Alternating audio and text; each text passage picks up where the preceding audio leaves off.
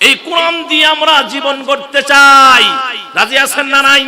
কারা কারা রাজি আছেন দুহাত তুলে আল্লাহকে দেখান যে কোরআন দিয়ে যারা জীবন গড়বে। লিল্লাহে তাকবীর। আর জোরে কয় লিল্লাহে তাকবীর। আল কোরআনের আলো, আল হাদিসের আলো। আমরা সবাই রাসূল সেনা। বলেন বলেন, আমরা সবাই রাসূল সেনা, ভয় করি না বুলেট বোমা। আমরা সবাই রাসূল সেনা। মারহাবা কর। তাহলে ওয়াদা দিলেন কোরআন দিয়া জীবন গড়বেন। আমাদের স্লোগান হবে সব সমস্যার সমাধান দিতে পারে। জোরে কান, দিতে পারে। সব সমস্যার সমাধান দিতে পারে আল কোরআন। আমার ভাইয়েরা, এই মিছিল যদি, এই স্লোগান যদি আমাদের হয়, তাহলে আমাদেরকে জীবন দিয়ে, আমাদেরকে কোরআন দিয়ে জীবন গড়তে হবে। আমাদেরকে কোরআনের সংস্পর্শে আসতে হবে, আর এই কোরআন দিয়ে আমাদেরকে জীবন গড়তে হবে। আপনি খেয়াল করে দেখেন, এই কোরআন দিয়ে যদি আপনি জীবন গড়েন, স্বর্ণের মানুষে পরিণত হয়ে যাবেন। কিসের মানুষ? কিসের মানুষ? স্বর্ণের মানুষে পরিণত হয়ে যাবেন। কেননা ইতিহাস সাক্ষী দিচ্ছে, উমরের কোনো সম্মান ছিল না, ইজ্জত ছিল না। উমর ছিল জিরো। উমর কে ছিল? উমর ছিল জিরো, কিন্তু সেই উমর কোরআনের সংস্পর্শে এসে হয়ে গেল হিরো। কথা কোন ঠিক কিনা? উমর কি হলো? জোরে কেন হয়ে গেল হিরো। আমার ভাইয়া রাসূল চলে গেলেন, আবু বকর চলে গেলেন, উমরের পিরিয়ড শুরু হলো। কোরআনকে মানার কারণে একটা ঘটনা আপনাদের সামনে উপস্থাপন করছি। কোরআনকে মানার কারণে আল্লাহ রাব্বুল আলামিন দেখেন তার চরিত্রটাকে কত সুন্দর চরিত্র করে দিলেন। হযরত উমর শাসন আমলে রাস্তা দিয়ে যাচ্ছেন ইসলামের দাওয়াত দেওয়ার জন্য। একজন ইহুদি হযরত উমরকে মারার জন্য অনেক দিন থেকে পায়তারা করতেছে। হযরত উমরকে পৃথিবীর জমিন থেকে সরিয়ে দেওয়ার জন্য, তার মস্তকটা দেহ থেকে আলাদা করার জন্য। ও আমার মুসলমান ভাইয়েরা, এই চিন্তা নিয়ে উমর যখন ইহুদি ঘুরতেছেন, হঠাৎ করে একদিন চান্স পেয়ে গেলেন। দেখেন মরুভূমি রাস্তায় উমর একা। মরুভূমি রাস্তায় কে একা? উমর একাই আসতেছে। আমার ভাইয়ারা, সে চিন্তা করলো এবার উমরকে আমার হাত থেকে কেউ বাঁচাতে পারবে না। এই চিন্তা করে সেও আগায়া যাচ্ছে, উমরও আসতেছে। কিন্তু যতই কাছাকাছি হচ্ছে, তার হৃদয়ে একটাই ভয়, আমি জানি উমরের শক্তি কিন্তু কম না।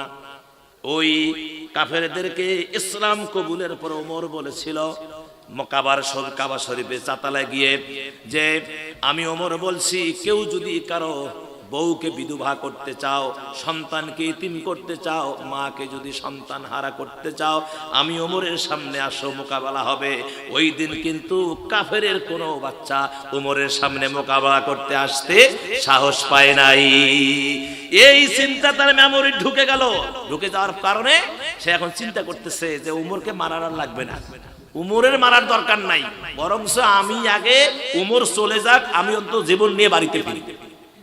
আমার ভাইয়েরা, পাশে একটা গাছ ছিল, গাছের উঁচা ডালে গিয়ে ইহুদি বসলো, উমর চলে যাক, আমি আমার জীবন নিয়ে বাড়িতে ফিরে যাব। আমার ভাইয়েরা, আল্লাহর কত কুদরত দেখেন।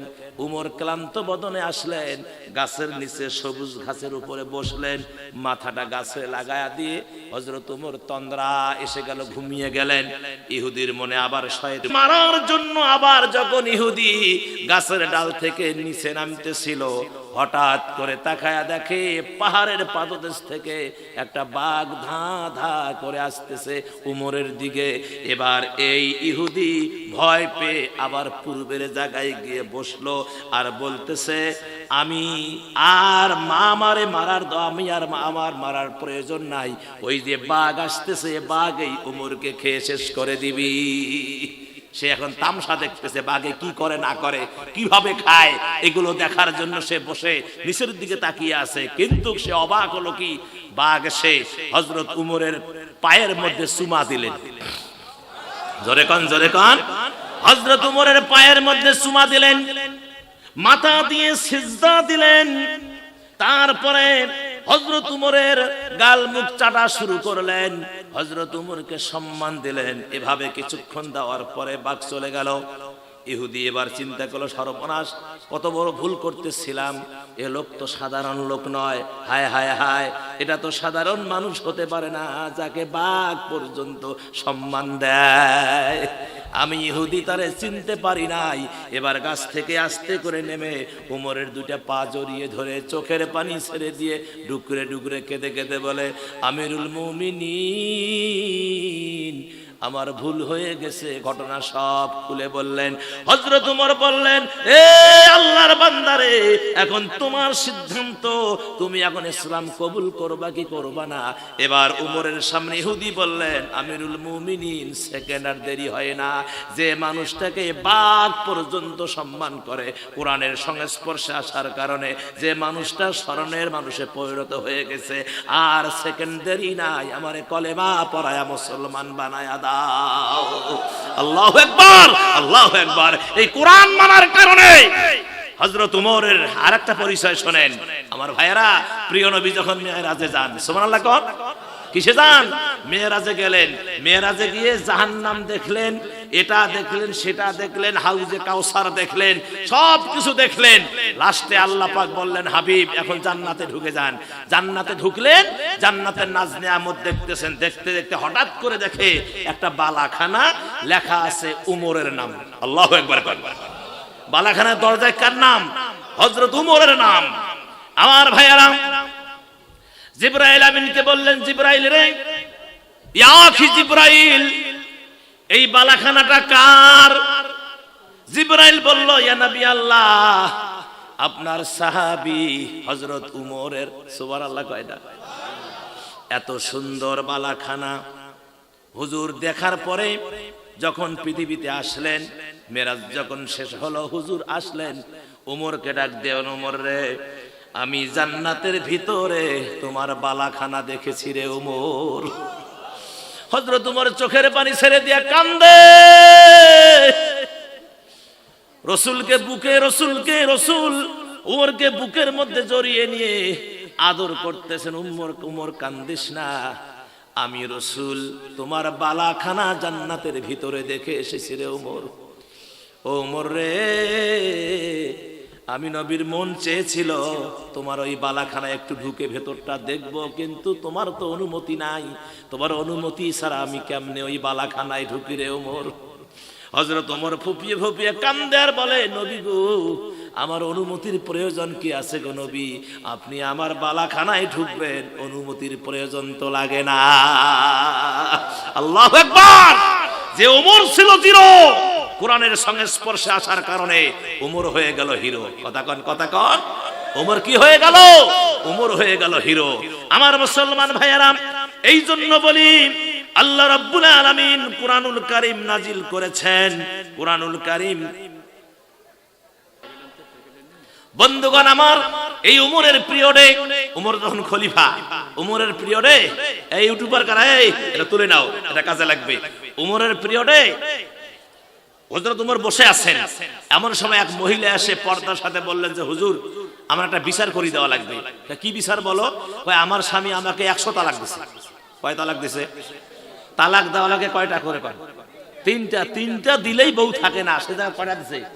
100 তালাক। মানে একে এক থেকে শুরু করছে, একে পুরো 100 ঠেকাইছে।